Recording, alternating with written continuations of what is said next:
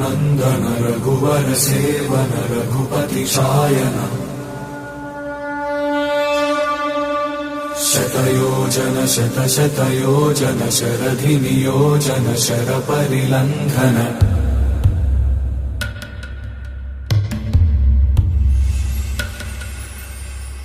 रघुनन्दन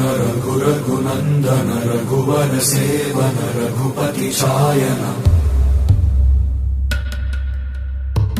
शतयोजन शतशतयोजन शरधि नियोजन शरपरिलङ्घन हरिभाजन हरिभाजन हरिमदभाजन दशमुख कम्पण